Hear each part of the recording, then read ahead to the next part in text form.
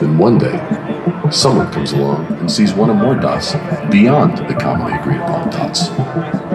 Dots that others missed, dots that are ignored, dots that others have long since forgotten about. Some like these new dots and celebrate this new discovery, liking how things currently are and comfortable with everyday dots. Some protest these new dots. Some even claim they are invalid, or worse, are imaginary dots that don't even exist. Yet, it's these new dots that potentially change everything. What is the source of these new dots? Notions. Unexpected connections. Ideas. Possibilities. And imagination. Fire was one of these dots. So was the wheel. And the bicycle. And the automobile. And the computer. As well as the internet, smartphone, and the tablet. In fact, many of today's common dots were at one time uncommon, newly introduced dots. So what is innovation? Those other dots, the ones others miss. And having the certainty to know that the dots you see are not only valid, but necessary if the world is to move forward.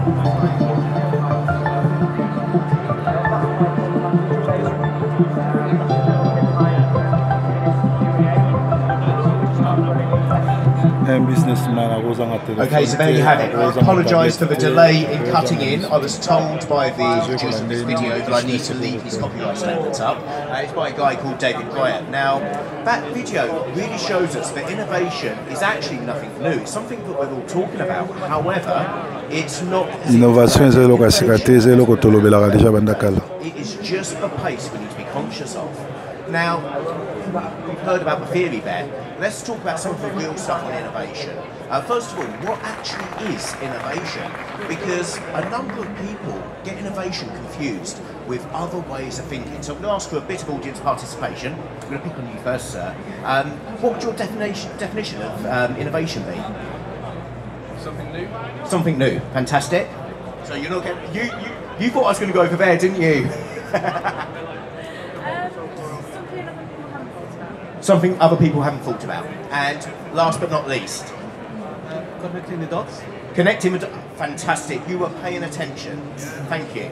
So innovation, something new, something someone else hasn't thought about. This tends to sit around creativity. Okay. Creativity is part of the innovation mix, but it's really important that we understand the differences between strategy, innovation, and creativity. So what are the differences? Strategy is very structured, it's very logical, it's a clear approach to decision making. It's what you need in your business, but it's not necessarily what's needed for innovation. You need a strategy for innovation to work, but strategy itself will not be innovation. Creativity is where most people see innovation sitting. Creativity is the ideation, it's coming up with the ideas. You know, how many of you have seen a business or seen a product or a service and thought to yourself, do you know what, I thought of that before them? I know I certainly have. You know, back in probably 10, 15 years ago, my idea was an eBay shop. Surprise, surprise, 2 years later, someone went ahead and done it. Now, the reality is, it's all well and good having an idea, but without the implementation, you don't have innovation, you just have creativity. So innovation is the combination of the inspiration, the ideation, and the implementation. Now, I mentioned at the start that most businesses are starting to become obsessed by innovation and feel that they have the absolute need to be innovative. But there are some very defined formulas to the amount of innovation you should be putting into your business. What's more, you need to make sure that you keep the most important thing in mind, and I'll let you know that at the end of the seminar. So the timeline. When we look at the timeline, it's very clear how fast things have improved. We've got pen and paper. Okay, if we look at an office, pen and paper has been in use for years and years and decades and probably centuries.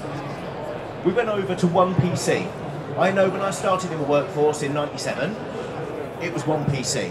We used to crowd around to use the PC rather than using pen and paper. All of a sudden, some bright spark a year or so later decided to network two PCs up together. A bit of cable between them. There was no such thing as Wi-Fi at that time, but a bit of cable gave us two PCs.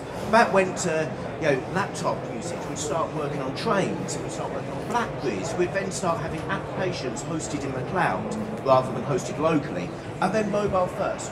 Who knows where it's going to go going forward? Is it going to be AI that's the next big thing? Is it going to be machine learning? Is it going to be virtual reality, augmented reality? We don't know. The only thing I can guarantee is that the pace of change is going to look more like this than this change here, which actually looks quite archaic when you look at it. Now, we mentioned that businesses should focus on certain types of innovation, and I believe that there are four key types of innovation that businesses should think about. And the first one is actually research. It's the stuff that people don't think of as innovation. But I contend that this is where the majority of your ideas about innovation, the majority of your spend should sit. So this is more akin to universities or IBM. This is where you have a very unclear definition of what it is you're trying to find, and you have a very unclear market in which you're looking to provide it, but you're just looking to find out more about the stuff that you already do. So it's the general market research, it's the general finding out more about your customers, more about the technology behind it, with no real idea of where that's going to go, but just to help you keep an eye on the landscape of what's out there. There are then two areas here, breakthrough and disruptive. So disruptive is where we've got a clear idea of the market that we're trying to approach, but no real idea of the problem. So let me give you an example of disruptive innovation. And by the way, the term disruptive is thrown around quite a bit. It is actually very specific to this area. The iPod Shuffle. Who here had an iPod Shuffle? Anybody? Who's still got it? Okay. Hardly anybody. The reality of the iPod Shuffle was that there was a very clear problem they were trying to solve.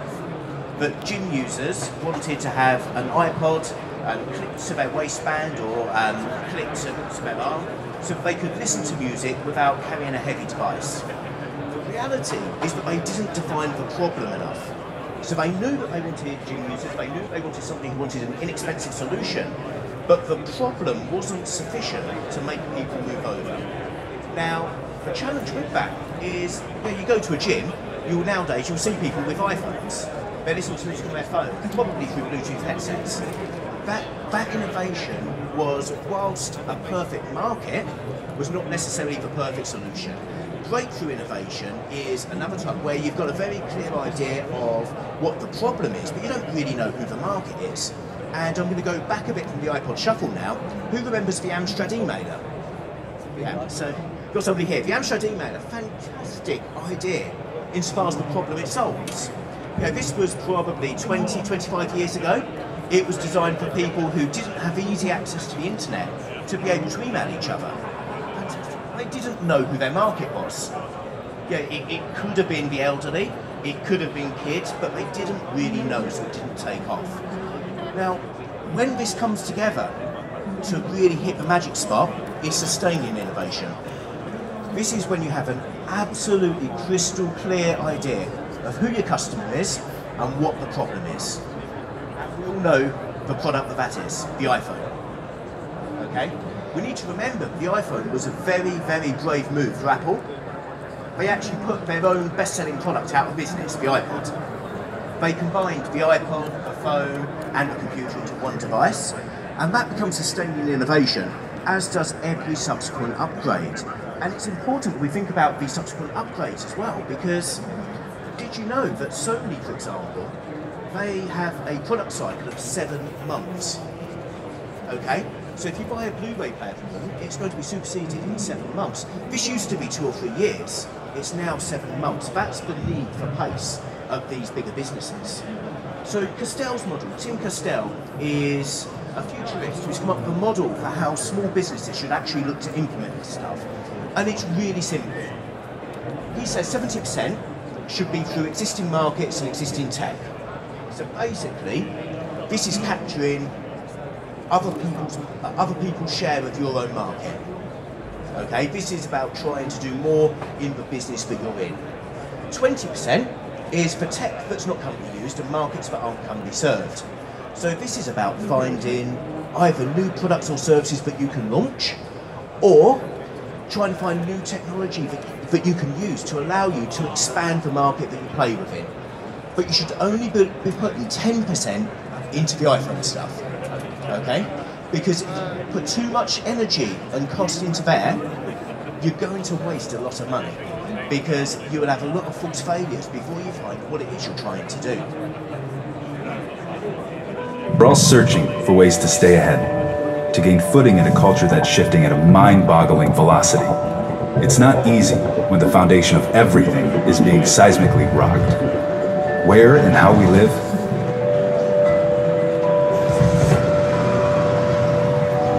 the way we communicate,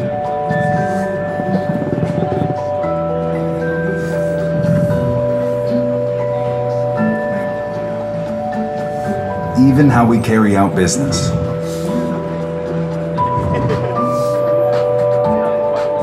Making the move to more nimble and adaptive culture is essential.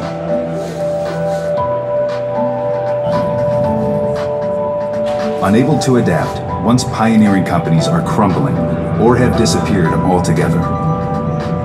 When Kodak's iconic core product was threatened, they took massive hits by failing to jump on emerging market opportunities or react to inevitable market swings.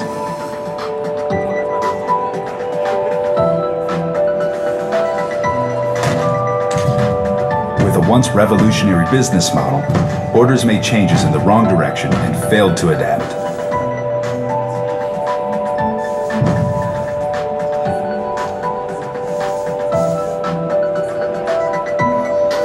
Unprepared for change, these giants fell.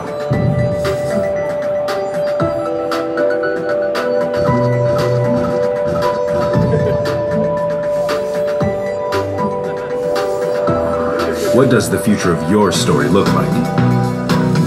Innovation means being open to change and opportunity, to see your company as a dynamic system.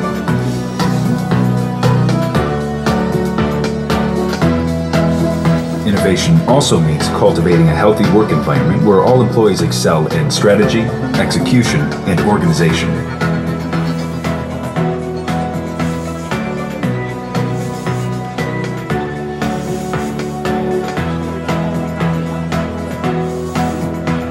Engaged employees create higher net profits and 5 times higher ROI for shareholders. Embracing the ethos of change and innovation allows companies not only to survive, but prosper.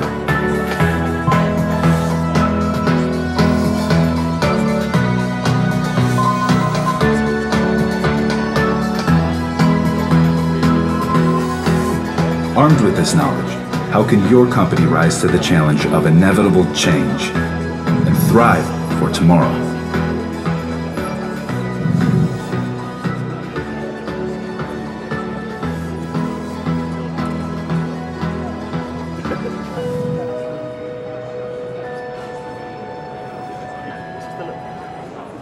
Okay, so there we have it, and I can now be a bit more free from the laptop to clicker it's working. So I'm going to stand over here for a change.